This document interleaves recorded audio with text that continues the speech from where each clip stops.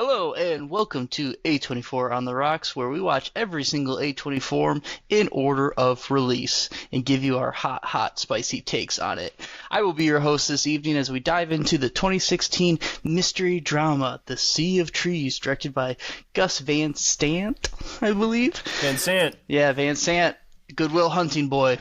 This film takes us on a journey with author Brennan, played by Matthew McConaughey, as he travels to Japan's infamous suicide forest to end his life, but as his plans get derailed as he encounters Takumi Nakamura, played by Ken Watanabe, a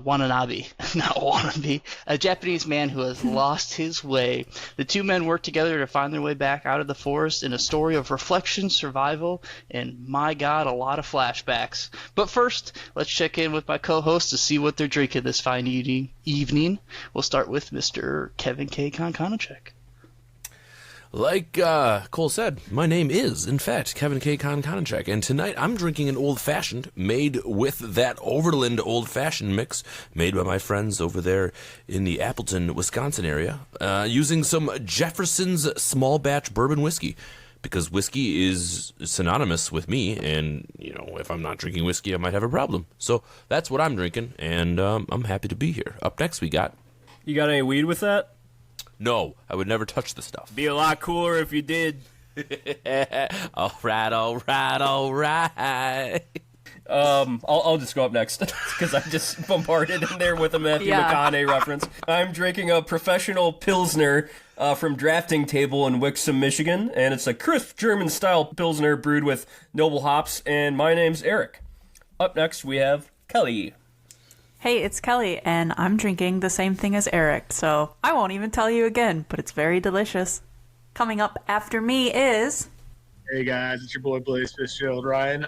Tonight I am drinking Funky Buddha Floridian wheat beer, because I'm Florida positive, and you should be too. Oh my God! I'm Cole Willie Whitlow Gibson, tonight's host, and I am drinking Tapachio Hard Seltzer. Currently down in Florida, it's kind of a shithole down here, and it's hot, so seltzers are the way to go.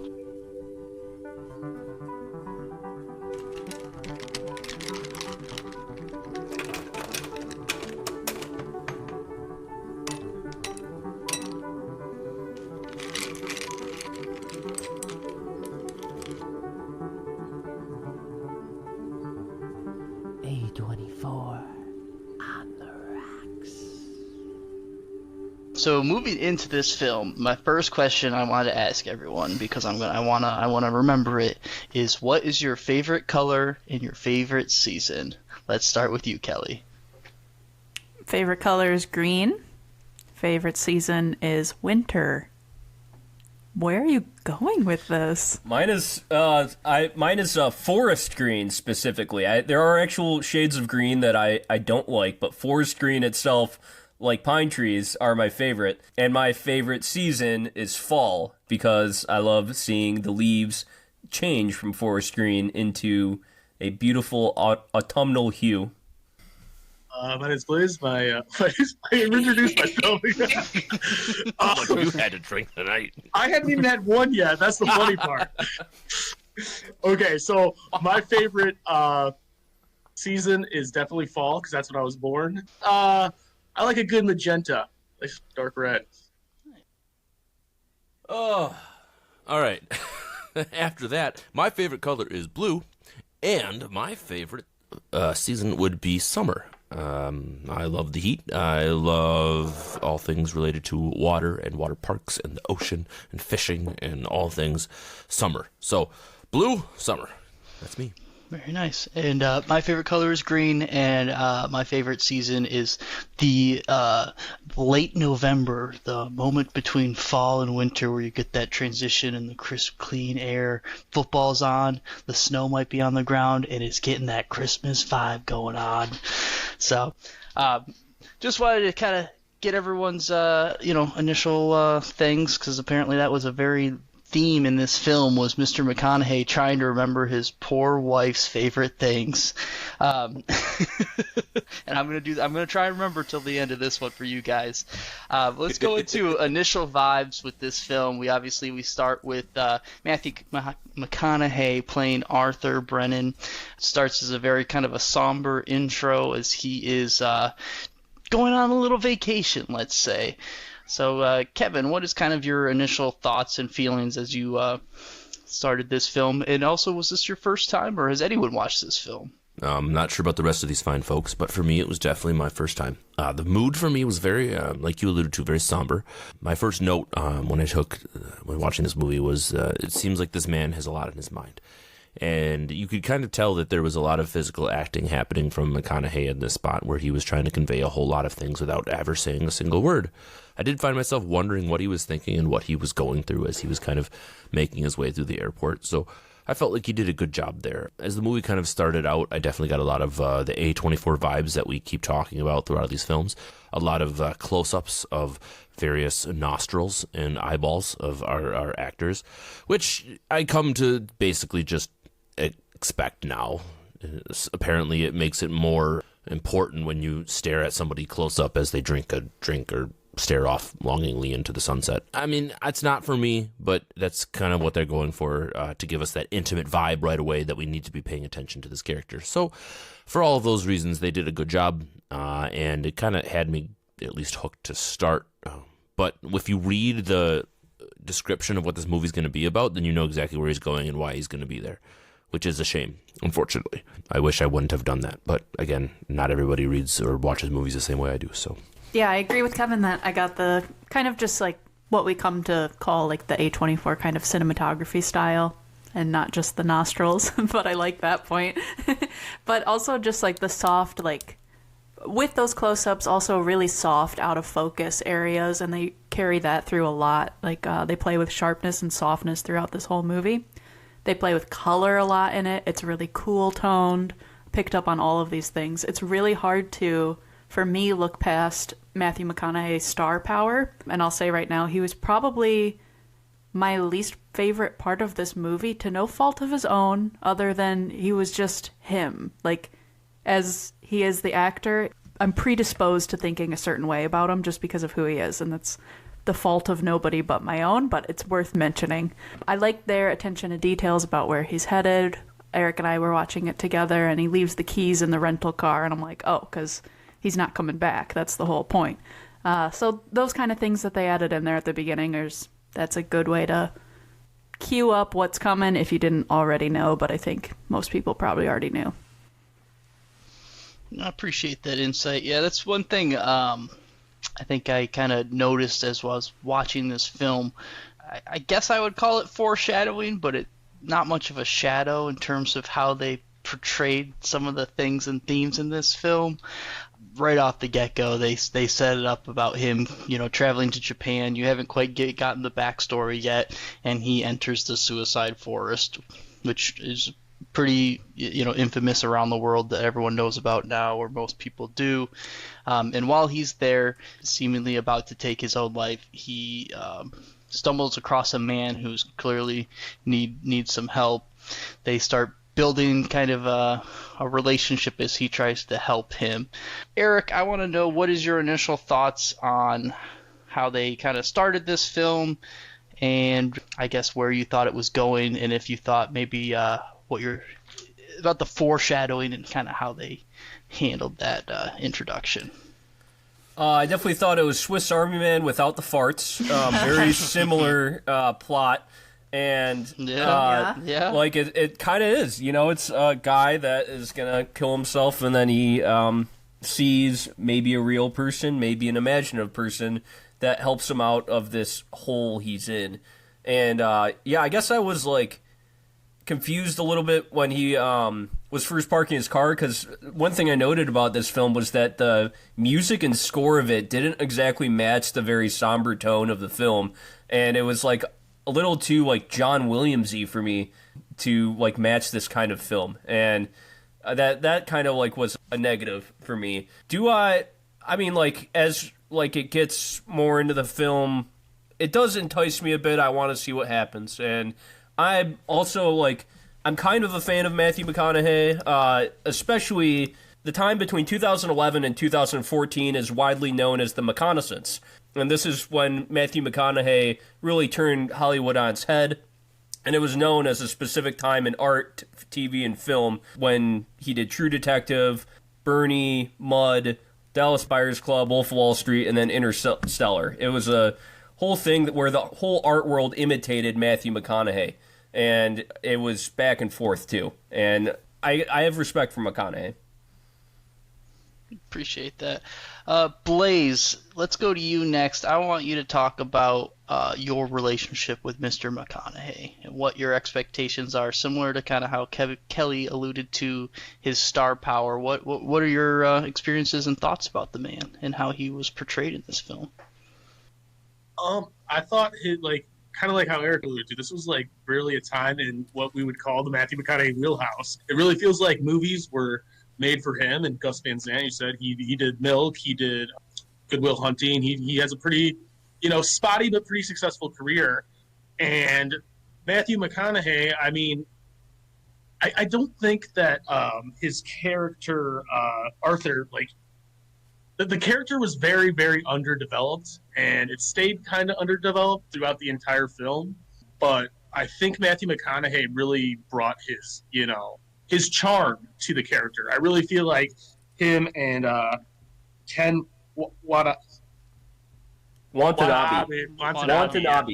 There's a baseball player named Watanabe. Okay. They both acted pretty well, all things considered. I thought Naomi Watts was probably the weakest link out of the three main characters.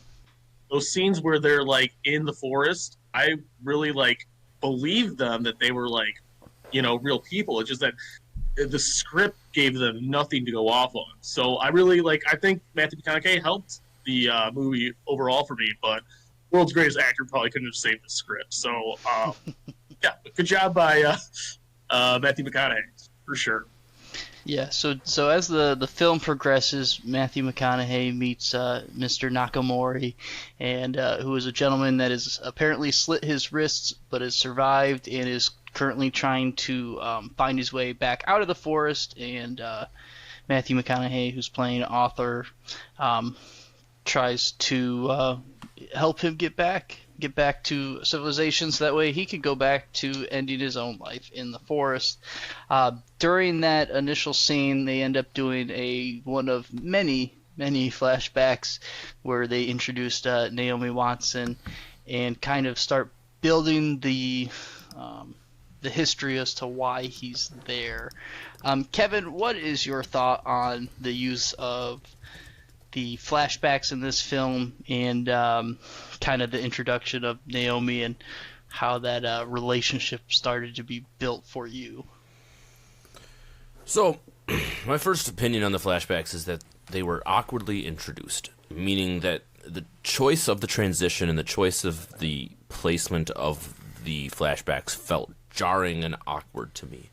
Whether that was the intention or not, I'm not sure, but there was scenes where I felt it was kind of flowing well with the present day in the forest, and all of a sudden it would cut in the immediate next scene. Not a fadeaway, not some sort of transition, just immediate cut to what expected to be the flashback. You've developed that whole scene.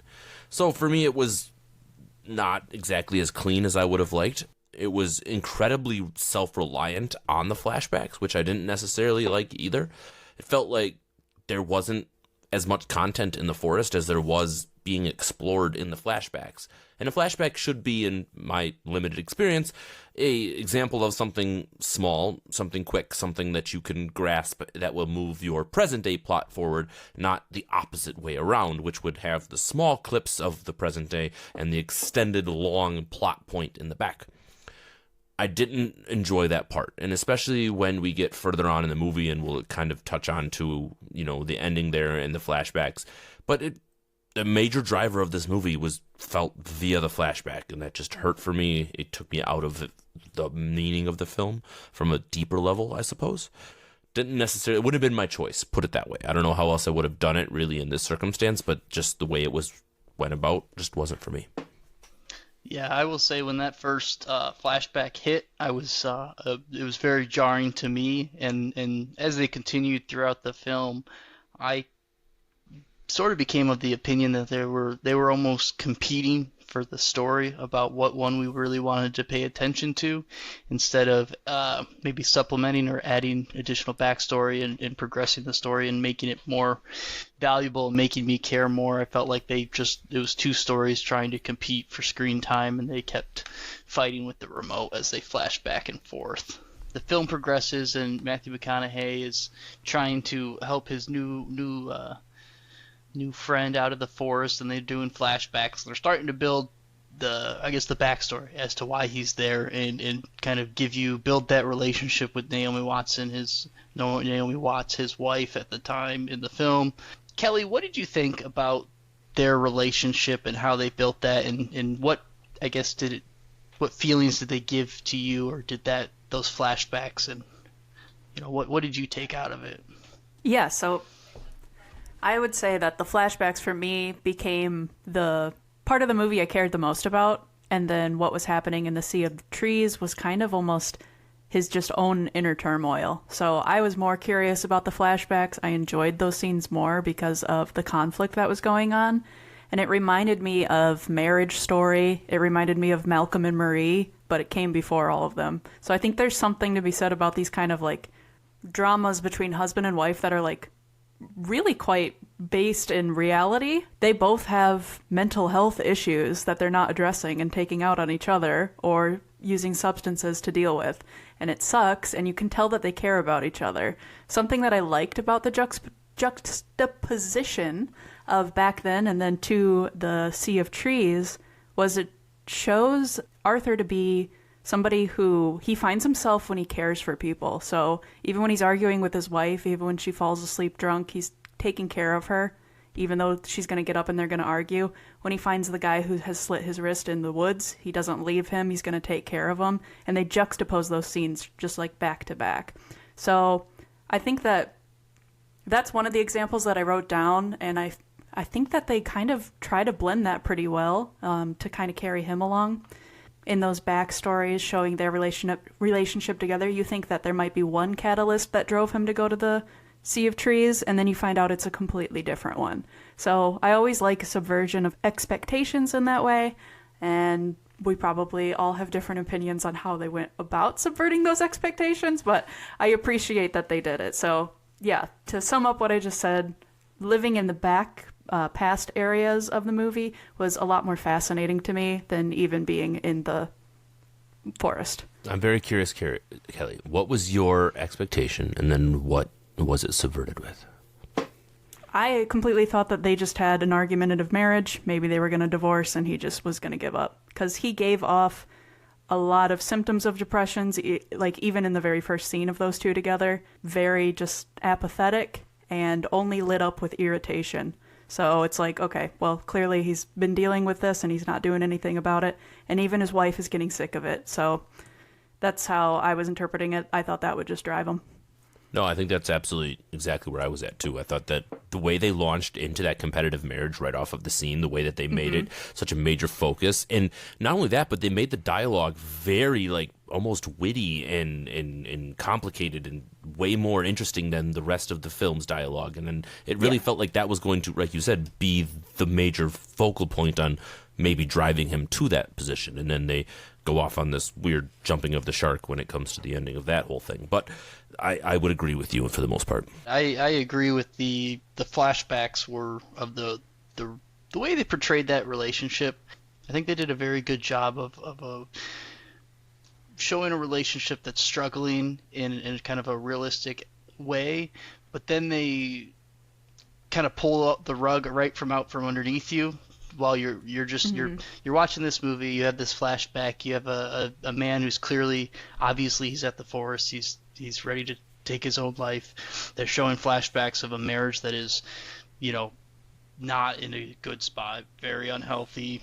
They throw in the infidelity stuff, which kind of was somewhat of a throwaway in a way, I felt like. But then all of a sudden they just pull the rug out and they're like, well, they're in a bad relationship, but what if she now has a tumor.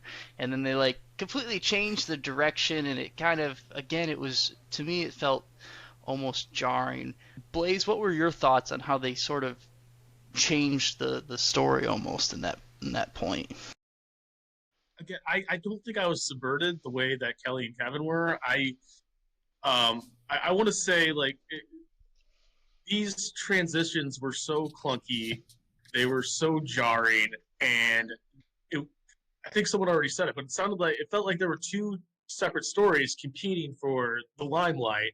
And when you start getting even a little invested in one of the stories, the other story completely pulls you out. And we can talk about editing, but like the transitions were terrible. Like it would just be like a new scene all over the place. So again, I really like wanted to get invested into Matthew McConaughey and Naomi Watts' characters and their trials and tribulations, because their first like scene where they were like clearly having troubles, they were arguing at dinner and stuff like that. Like I thought that was very interesting and very, dynamic, and their characters were feeding off each other. But the more that they had these like bizarre flashbacks, like even like they didn't even feel like in order sometimes, because I thought she was already like passed away when the mailbox was full of mail, and he's looking on Google for the best places, to die, and he gets this package that comes into play later. But she still hasn't died yet, according to like the flow of the movie. So I was like really destroyed by that. But as far as like the curveball, I knew something was going to happen. I didn't think it was going to be like, I think they loved each other, but they didn't like each other. And I was like, well, that's no reason to like take a one-way ticket to Japan and just, like there's no way that this movie's centered around that. So their showing of love in those scenes where she has cancer, like I just don't feel like the movie earned it because they didn't spend enough time on it. But I guess they had to go somewhere with it. Like, this is a 2-hour movie. It's not going to just be like them arguing for 60 minutes and them in the forest for 60 minutes. So we talk about foreshadowing. It's like there was no shadowing in this movie. It was like so like on the head. Like when she actually dies, I was like, I don't know if we're going to talk about it yet, but that whole like scene, I was like, oh, so this is where she dies. And then they just drew it out for 10 minutes. So I don't know. I didn't like the transitions. The transitions did not keep me in this movie. And I really can't say, because I really couldn't follow as long as I'd like to, like, say, a marriage story where there's, like, cool interdynamic marital issues. So he's not wrong, Cole. Like, having a 9 o'clock shadow should not be a way of, like, moving a timeline forward to figure out whether or not this guy is in a different spot than he was before. Mm-hmm. So, yes, bullshit. 100%. Eric, I want to ask you, as a married person, marriage person. Kevin's a marriage person too. Marriage person. You marriage Is that what person. they're calling them Kelly, nowadays? Marriage persons. How did this film, do you think this film did justice to like build the relationship between Matthew McConaughey and Naomi to the point that you, I guess, felt and understood why he felt that way, and made you emotionally invested in what was happening on the screen? It really dropped you in right away to like their troubles immediately. So yeah, they didn't build it that much. It did subvert my expectations a bit when we figured out Matthew McConaughey, his character, cheated on her. Because yeah, it kind of was painting Naomi Watts' character as very like she was just mean to him all the time. But there's reasons for everything. And yeah, then we figure out he cheated on her, then has been depressed for a while. So actually, to me, a lot of their arguing made sense. But like, I guess just it dropped us in way too fast. And like, it just felt very forced because it was like just kind of pot shot after pot shot between the two. And there wasn't like kind of gradual like human dialogue that people would actually have. And so it didn't feel realistic at times, I guess, is what I would say about their relationship. Yeah, I will say that with this movie, it's supposed to be like very emotional and the drama and it's dealing with heavy themes like suicide and stuff. And we're presented this relationship, and the whole entire time I feel like I never got emotionally invested in that relationship, to the point that when Naomi, when she does pass away, and that's his breaking point, and you're supposed to be I'm a sympathetic crier. So me as a person, when I see someone cry, I'm a sympathetic crier.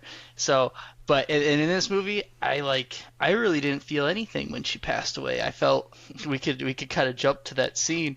To me, it was almost kind of comical because at this point, as we're progressing through this film, we're jumping between the forest and this relationship, and we learn that she gets cancer, and she's going to do a surgery, and at this point we all think that the surgery is probably going to lead to a disaster or she's going to pass away from it. Well, the surgery comes out that it's successful and that it was non-malignant, everything's going to be great. Well, the movie starts off with it's not going to be great, so something's about to happen, and obviously she passes away. Kelly, let's go back to subverting expectations. Were you prepared for that scene? and the foreshadowing was, how did you feel about how that was handled? Yeah, foreshadowing for that was really heavy-handed. I was like, please, let her come back and be healed, and then they realized, ever since we learned you were diagnosed, we've been pretending we were in love again, but we really haven't been for years, so let's just call it. And then he goes to the forest, and he's like, well, I can't handle this now. But no, it's pretty clear, I think, that something tragic was going to happen like that, and it just, at this point, we were talking about how the relationship is. I think I like that it drops us into the middle of their conflict. I like that it kind of carries us along for a minute, but as soon as the diagnosis happens, as soon as everything actually came out great. And let's talk about our favorite colors. And it just got really eye-rolly to me and really almost soap opera. I almost said soap drama, but it was that. It was just I was just kind of rolling my eyes. I didn't really see them as real people at that point, unfortunately. So anyways, when she got hit by the car, I was like, yeah, I think we all saw something like that was gonna occur. I mean, I literally could answer it almost the exact same way. I thought if they would have went the route of the surgery just going badly, and they kind of foreshadowed that with is the surgery risky conversation. If they would have went that route, I think it would have been a little bit easier for me to swallow as a tragic event. Having to go with the getting the audience all invested in a happy ending and then turning it around with an unhappy ending, even though that's the way it's going to go. It was definitely ham-fisted. It was not necessary. There was another part in this movie, we haven't talked about it, when he falls down the mountain for the first time. I absolutely laughed out loud. I couldn't help myself. I could not, because the frickin' dummy bounces off a rock that literally would have broken the dude's spine, and then he no-sells injuries for the rest of the entire flipping movie. I'm sorry, this is the professional wrestling fan in me, but he literally bounced down a mountain and then was just hey, I'm gonna walk around and pick up a dude, and just the rest of the whole thing. No. If you're gonna pay attention to detail, he had a stick stabbing out of his belly, and Can we also say that when he did fall, it was like a comedy cut? Seriously, yeah. Yeah. And then he falls 3 times in the film, equally more comedic than the first. I was like, how is this supposed to be funny? Are we doing black comedy now? How did we get to this spot? And it took me out of the film completely. And I was just I was just going to add, the surprise car crash is a old, movie and TV trope. It's happened in so many movies. Whiplash, No Country for Old Men, to name a few movies, 6 Feet Under, to name a TV show. And I think I actually said to Kelly, I swear to God, if she gets in a car crash, right before the fucking car crash happens, I said it, and I saw it completely coming, and it's just such a cheap way to kill somebody off in 2 seconds. I just threw my hands up in the somebody air. dying, I was just are you shitting me? Yeah. I absolutely not. Because you saw it and coming a No mile Country for Old away. Men, Whiplash, it worked, but it was those movies were just so much better, well-rounded, and this movie didn't. No earn Country it. for Old Men, Yeah. that was a classic. As That's soon as so he gave good. her the cell phone in the ambulance, I was like, she gone, man. And then the cut, it was almost I was waiting for seeing Wile E. Coyote on top of a hill somewhere who would release the garbage truck, because it was just so fucking silly, when they do it right, like Eric said, it's a trope, right? And that's okay if you do it right. I go back to remember the Titans, right? They're in the middle of a celebration. They're going to the championship game.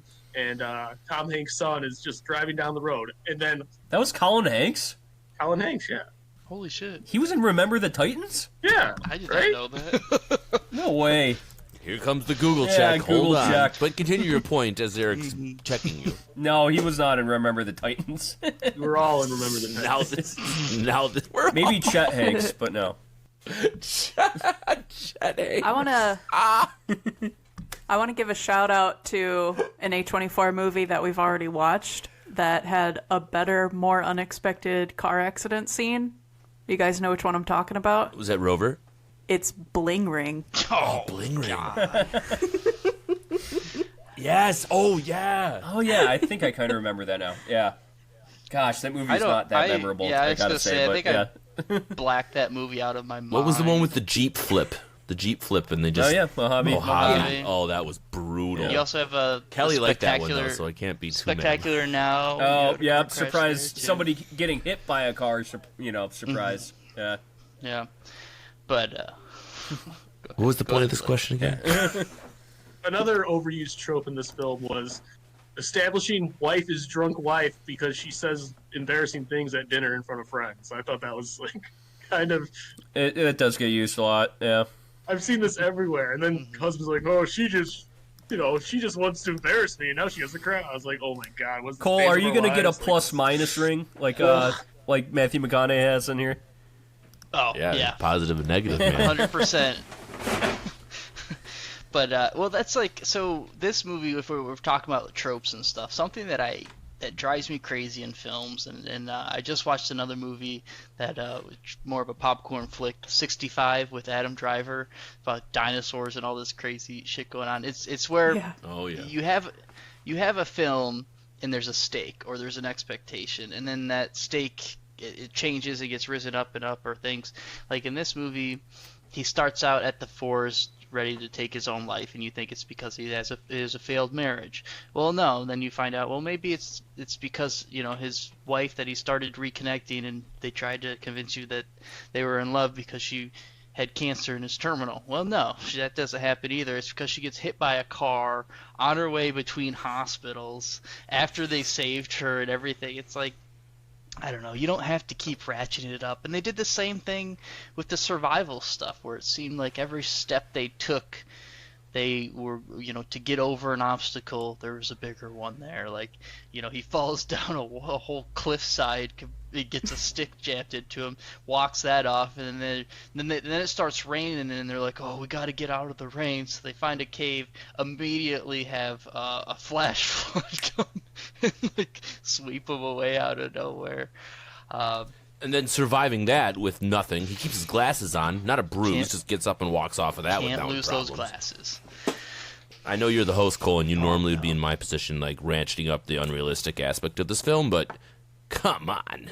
It stinks that this movie went the way that it did in these regards, because it could be such like an emotionally like deep movie. And I feel like that's what they were trying to do. As he's in the forest, he's kind of processing what happened, and he goes from I'm going to end my life to when it starts pouring, we should find shelter. Like, we need to make it through this storm. We need to just like one day at a time kind of situation. I can see where they had these like strong points, but it's a tonal mismatch in these kind of things, and all this silliness that we brought up, the soapbox kind of thing. And then the music just didn't, like, throughout the movie, just didn't quite, I won't even say quite fit. It did not fit what was going on screen. And it was just tonal mismatch from my ears to my eyes. If this movie had Trent Reznor score it, it might be a decent movie. Because I think Trent Reznor actually could have pulled off a decent score for this movie. So, I haven't given my opinion on Matthew McConaughey yet, and Kelly was talking about total mismatches. And I think that, for me, his star power and what the expectation of Matthew McConaughey is into this movie totally diminished the strength of this movie's message. I was more concentrated on him as an actor and his star power and what he was bringing, and what it detracted from the movie, when it could have almost been an average Joe or just someone off of the street that delivered this performance, and that we concentrated on the words, the message, the delivery, as opposed to the fact that it was Matthew McConaughey doing an A24 movie. it just didn't make sense to me. It didn't work well, and he's a phenomenal actor. Don't get me wrong. The man is very, very talented. I enjoy what he does. But for me, I didn't enjoy his performance in this movie, and I think it just took away from my enjoyment of the entire product across the board. Maybe that's just me. This was his first movie after Interstellar, and the only movie he did in 2015, even though it was distributed in 2016. So, yeah, kind of interesting. He went from Interstellar, the end of the McConnaisance, to this. That's interesting. Stop saying McConnaisance. I'm going to make it work. You can't make McConnaisance Gonna make it work. Right. It's make it work.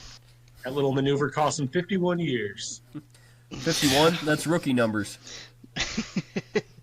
Yeah. Yeah, I will say one of the, another disappointing thing going off of what Kevin said was, I do like Matthew McConaughey, and I also really like the gentleman who plays Mr. Nakamori. I think he's also a very, very good actor, and I feel like they grossly underutilized him. I felt like he had very little to do with the story, gave him very little to work with, and I don't know, I was a bit disappointed that they didn't give him any more. And as we progress through this film, obviously we've learned that Matthew McConaughey's Arthur has lost his wife, and you're progressing through this movie. At any point, or at what point, did you guys think that Mr. Nakamori was a real person, or did you think that he was fake or purgatory, or what was your, I guess, thoughts on that? I wrote down the campfire as purgatory. Like, that scene did it for me, and also there was a full moon, and that combination of the two things, I was like, this man's not really here. I kind of had it in the back of my head that this guy probably a figment of his imagination, and it's probably because we watched Swiss Army Man not too long ago, and it's just I kind of kept thinking about Swiss Army Man during this film. So in my head, I was kind of yeah, he's probably not, and then it was very over. It hit you over the head that he wasn't real at the end, which I didn't like. I would have liked it a little more ambiguous.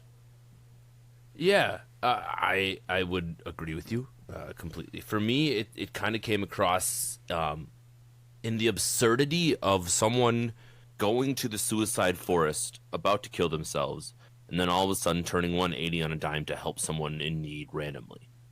That was the moment where I went, wait a minute, this isn't a real person. He wouldn't actually be doing this, because this is now a message about himself and his personal journey. The returning to the trail, getting yourself back to the trail. That was all very metaphorical for me. And when they started giving those heavy allegories, it was all right, now this is why this person exists in the woods. Because in reality, at the start of it didn't make sense. Why this character would be helping someone else when... Because maybe it's a personal opinion, but suicide inherently is selfish. And again, this is me having personal experience and all of those things. And you looked at the signs at the beginning of the forest. Those are the real life signs that are there in Japan, talking about the families and talking about all the reasons not to commit suicide. Look, this might be a trigger issue for a lot of people, and if it is, there's a lot of help out there for you. But this film doesn't shy away from that message, and I might have segued in this comment there, but it's just important that that whole thing in general is kind of represented. So there's that. Agreed. I'm glad you touched on that. One thing I did like, playing the Japanese culture off of Arthur, Matthew McConaughey's character. I like the bits of Ken Watanabe's character, saying things about Japanese culture, and just the kind of differences between the two. One person's depressed, in Japan, one person's depressed in America for completely different reasons, and the differences in their culture and how they got to that point. That was actually an interesting part of the film that I liked. And I guess Matthew McConaughey, he is so good at he plays the ignorant American that gets everything turned on his head often. That's his character in Dallas Buyers Club. True Detective, I guess he kind of starts out a little ignorant, but is kind of the conspiracy guy the whole time. And a lot of these other films he's been in, that's kind of his character, and he's good at that, I think. I know I said Maury wasn't a real person, but I also wanted to elaborate that I think that he's just a soul crossing over, because he's the reason that Arthur is able to know what the word for stairs was.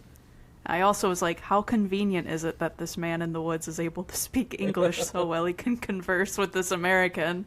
That also kind of gave me the hint that maybe some of this is a little in the guy's head. But I think there's something in there, and in a different movie, it would be really heartwarming to think, like, there's these souls on their way to their final destination, and on their way they're going to help people before they get there. Like, that's kind of heartwarming. Mm-hmm. Well, that's what. So my initial, like, when this first, I never seen this movie, and I don't like looking up stuff before watching it. And my initial reaction when he first sees him was that at that point Matthew McConaughey had died.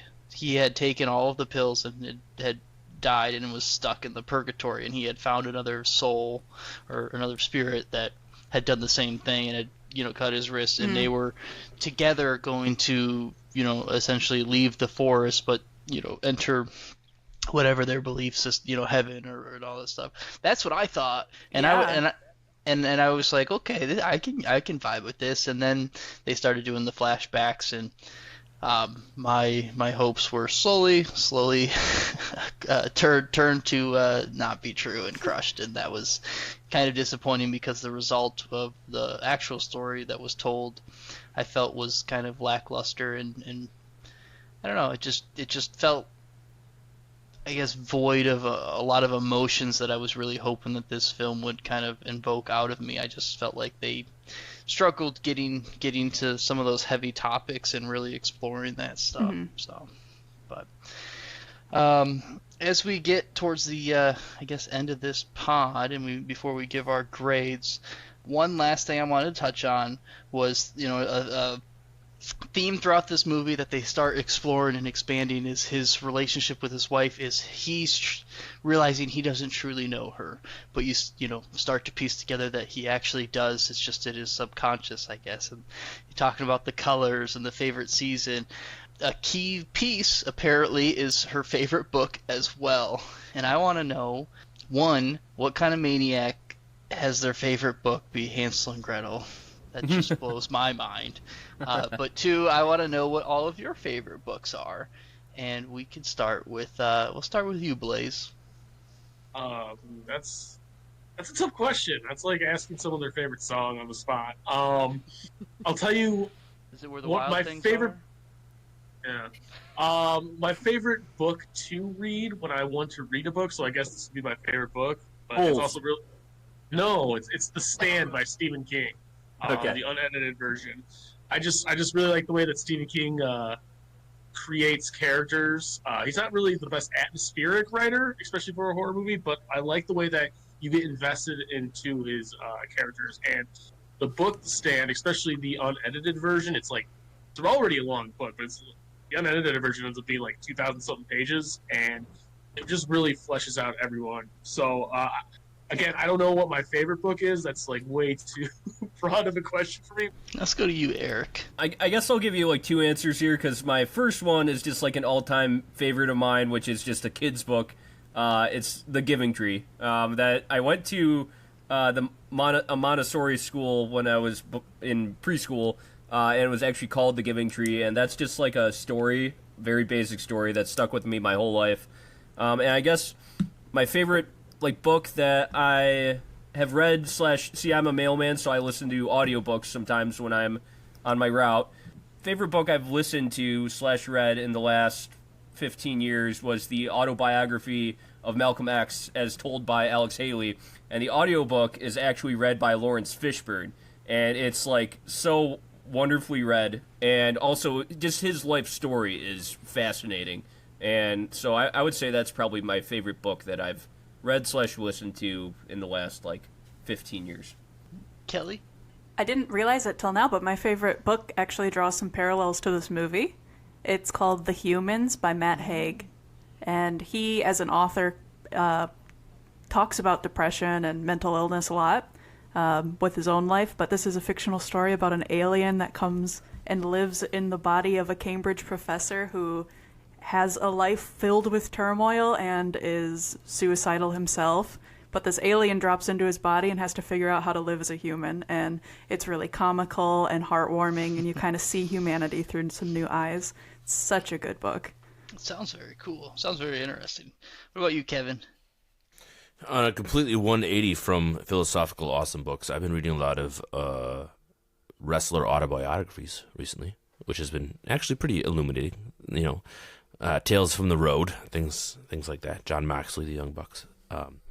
But also, and I'm not going for favorites. This is just what I'm reading recently, mostly because I have like what I read as a kid and then what I read as an adult, and there are two separate lives for me, and so there's not really a whole lot of relevance. But Batman graphic novels, I have a lot of them. The Killing Joke, Batman Year One, a couple of just classic Batmans in general. So if you've ever enjoyed really the films, go ahead and look up some of the graphic novels because they're just as good, if not better, and they tell the same stories. So that's a little bit about there. Very nice. You should read the TMT Ronin one. TMT Oh yeah, TMNT Ronin. Very good. TMT, Teenage Mutant Ninja Turtles. Yeah, it's the Ronin one. Very good. My favorite book, at least of like modern or more of like my adulthood, that's really stuck with me was The Martian. Very good book written by a mechanical engineer. Very analytical, very realistic approach to how to actually survive on Mars, and gives like a whole scientific breakdown throughout the book of how he does it, and I really like it. The movie, they ruined it with the ending, because the ending in the movie that they did it is literally, they talk about it in the book and they say how fucking stupid it is to do that, where he cuts his glove and like flies around as Iron Man. He mentions it in the book, and he's like, I'll just cut my glove and I'll fly like Iron Man. And the NASA people are like, that is literally the stupidest thing. Do not do that. And they come up with a different way, and then you watch the film and it's just, he does that. And I'm like, you gotta be kidding me. That's hilarious. Matt Damon. Yeah, that's my favorite book that I've read in recent memory.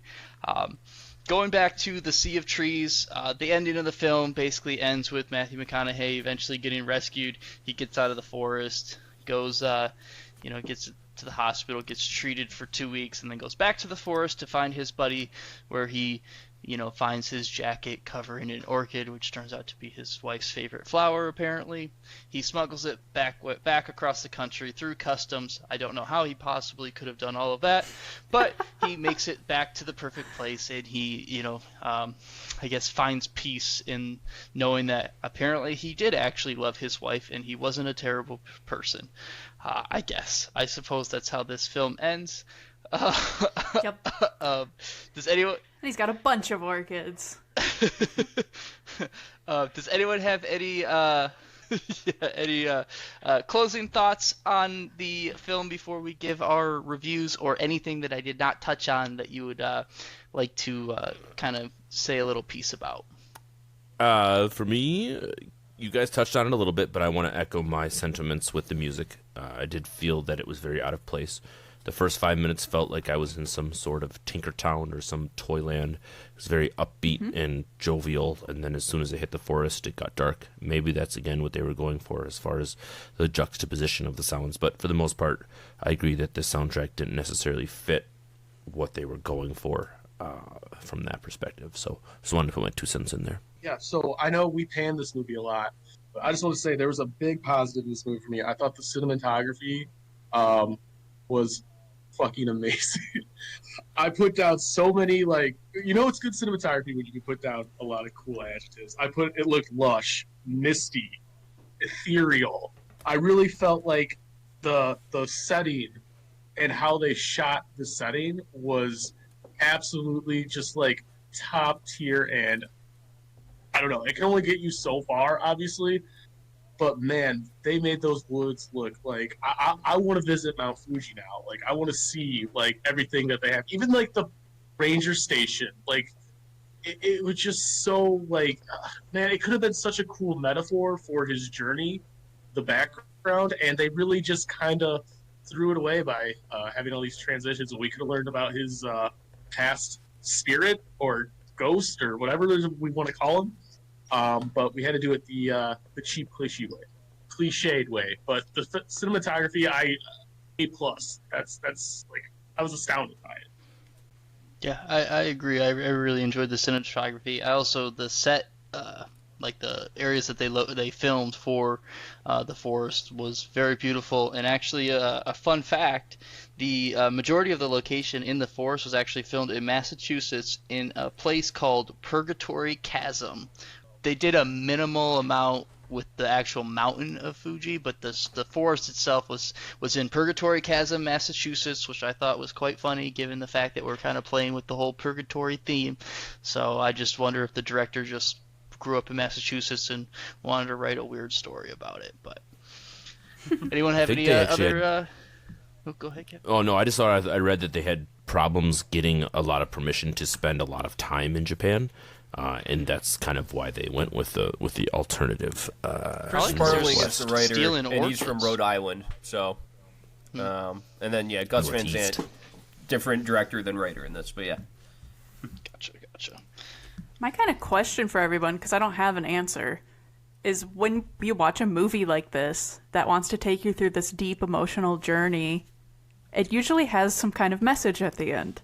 Is the message of this one, with its like really happy sunny orchid ending, is it just keep living, you have one life, cherish it like the sign says? Is that what they made the whole movie to remind us of? Is there supposed to be something else? Because if there was, I lost it. It's that, but my other part is support in a partner, supporting someone close and someone in your life, and how that may help you get over those thoughts. It's kind of almost, I felt like a reincarnation metaphor in a way. You know, like you come back as a flower, and just, I guess, like, probably they were trying to make kind of a Buddhist metaphor with the movie, and they even had the Buddhist bell rings to go with that. Yeah. And that's what I kind of took away from the ending, I guess. And it was kind of cheesy, though, to just see him, planting orchids in his backyard, like, everything is right now. I can live. It's just. I mean, there's a lot that I could have picked apart on this film, but as the host, I don't want to force all of you down my rabbit holes. I will say my big takeaway of this film is no matter how bad of a relationship or how terrible of a partner you could have been or were, even if you did infidelity and all these other things, as long as you remember favorite color, favorite book, favorite season, favorite flower, you are killing it, and you will, you're fucking, top-notch relationship. Everything else doesn't matter. So, with all that being said, let's get into our rankings of this wonderful 2016 film, and I want to start with, Kelly. Let's go. Let's start with you today. I ain't got much to say, fellas. This is going to be a short one from your girl. Pros is cinematography, like Blaze said. Pros is the beginnings of the argumentative relationship and the conflict and the dialogue and the push and pull. Made for a lot of interesting content to watch. Pro in that I like the subject matter that they wanted to cover. I liked the message that they wanted to show me. But that gets overshadowed by the con of what I'm keep calling, like, the tone mismatch. It just never really hit for me. It never got past just the surface. And then it got so soap opera in a lot of ways that it just diluted the message and made me roll my eyes a lot. And the music just took me away, too. So it was a tease of a movie. I thought we were going to have an emotional time, and we never really did. So with those pros and cons in mind, I will give it just a solid D24. All right. Let's go to your worst half, Eric. Ooh.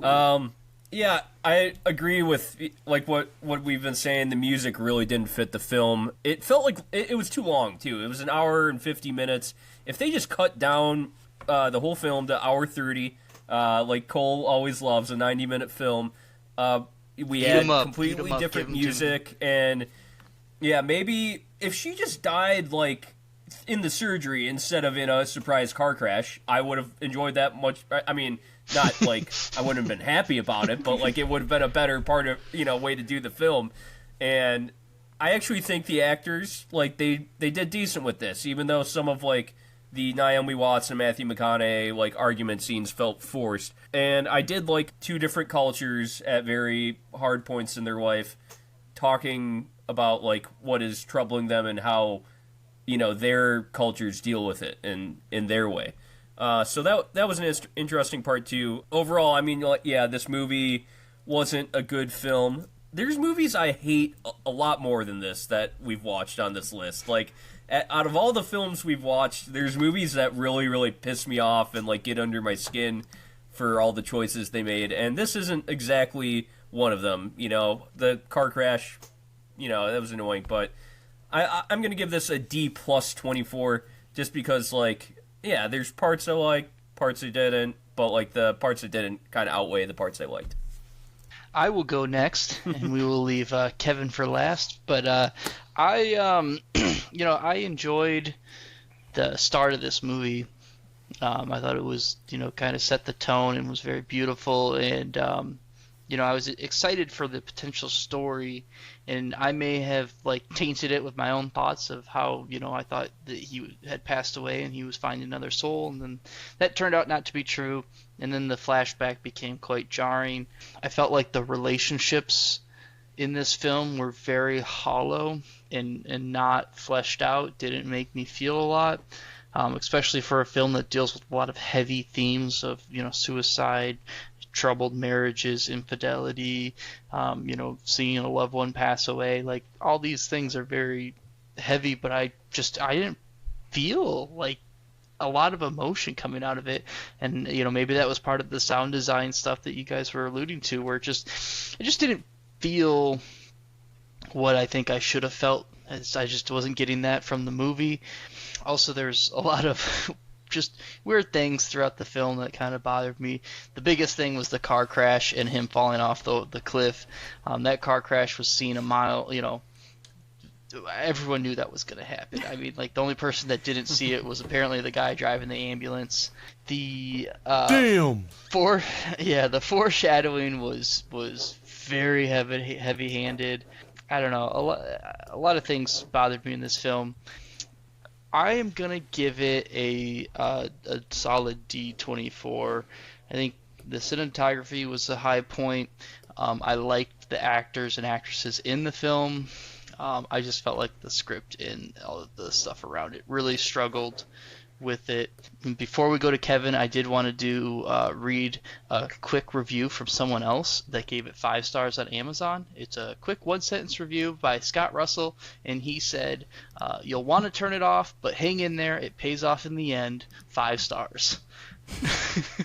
and that I will segue say is perfect. For our viewers, I was messaging Eric halfway through this film, and we were discussing something completely unrelated, and I messaged and I called this movie dog shit about halfway through.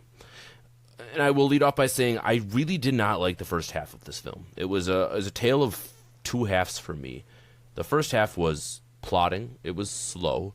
The dialogue was very questionable at best. Some of the choices they made with the unintelligible moaning of injured men and the weird screaming and singing of Japanese songs and the things that just didn't fit well with anything else that the film was going for kept me as a viewer on edge more than making me interested in what they were trying to portray with that. As the movie progressed and we started seeing a little bit more of the payoffs with some of the, I guess we'll call them M. Night Shyamalama Ding Dong style of reveals at the end, because that's what they truly were. It was, we saw the whole idea that the person was fake and going into the woods, and the coat revealed the orchid and all of those things. I enjoyed that more than I enjoyed the first part. I thought that the ending at least kept it a little more interesting because it wasn't just what you saw on paper or what you saw on the screen. You had to think about it from a deeper perspective. The entire film, I couldn't get past the idea in my head that he came to kill himself and immediately upon seeing another human decided to abandon all of those ideas and embrace the idea of saving someone else. Whether that was a metaphor for him and his relationship with his wife, or him as a metaphor of he just didn't want to kill himself, he was just waiting for a distraction, which probably is a real life thing, as far as people who want to commit suicide and then find another reason to, not do it for one thing or another. I did find the film's message on cancer to be pretty poignant for someone who has lost some people in his life due to cancer. It is totally unreconcilable. It's something that you can't explain. It just comes out of nowhere. And I do think that while on paper it makes it a little cliche that their marriage seemed to be repaired upon the arrival of a terminal illness, but I do think there's something to say in a real-world example that sometimes the most severe things in the world brings people together in the closest of ways. And for better or for worse, I think the film did touch on those things. Cinematography, we've touched on it already. Fantastic. The forest was as green as it'll ever be, and Mount Fuji was a great backdrop, or in this case, Massachusetts, I guess. But either way, they did a good job of at least capturing what we were supposed to be looking at from that perspective. Didn't necessarily enjoy all the close-ups of Matthew McConaughey's nostrils and his other related broken, eyeglasses and things, but for the most part, it really wasn't something that bothered me. So all of those things kind of put together, there was some high points, there was some low points, there's in-betweens, and I think that kind of averages out to a pretty average grade. So I'm going to give it a C24. I don't think I'm going to recommend it to anybody else unless they are like a huge Matthew McConaughey stan and they have to see him in everything he ever does. Because other than that, this movie doesn't really give a whole lot to a lot of audiences. So go ahead and pass this one by and just know that it exists, and that's about it. I appreciate everyone's time and sticking with us through our review of the Sea of Trees. If you like this podcast, I would love for you to give us 5 stars on any of the platforms that you listen to, and we are excited to be with you in the future and reviewing and moving our way through all these wonderful films and talking about A24 and having a good time and a few drinks. I love you all and good night. Bye. Thanks for listening. Bye.